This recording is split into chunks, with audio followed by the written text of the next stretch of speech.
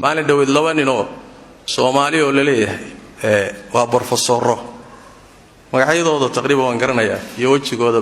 laakiin la sheego muhiim ah meel bay wada fadhiyaan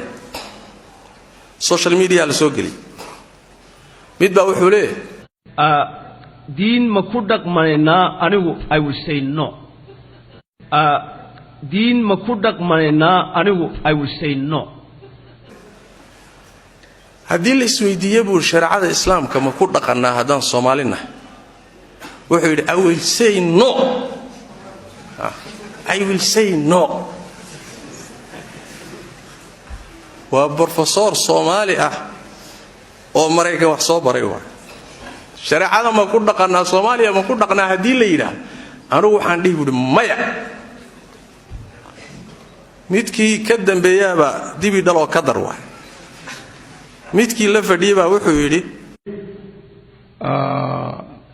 very sensitive question diinta ku dhaqanaa macnaha mugtay waxaan ku raacsanahay aniga saaxiibkay marka diinta ma qabo aniga wadanka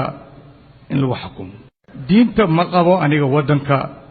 in lagu xukumo anigu horta saaxiibkay waan ku waafaqsanahay buu hadalkiisaas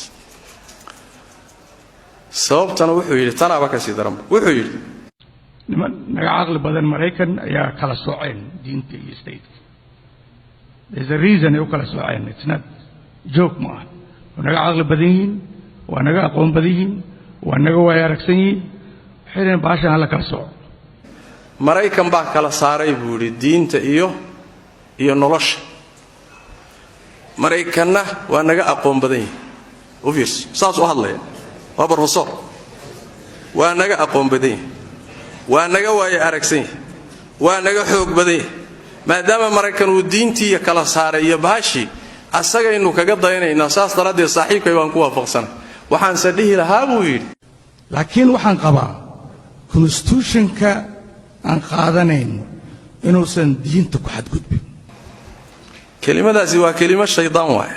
caamada lagu siraa shariicada waxaan ka hor imaanaynin aynu aan dib u geysanin kuwa Barfasoorintii ay gaala soo tababartay laga soo shaqeeyay ee 40 sano la soo tababaraya Soomaalida aha warkoodu kaas waa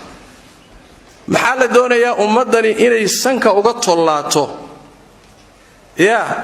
cadaan iyo reer galbeed gumaysi aan danaheeda ka shaqeynayn wixii ay ku xoogaysan lahayd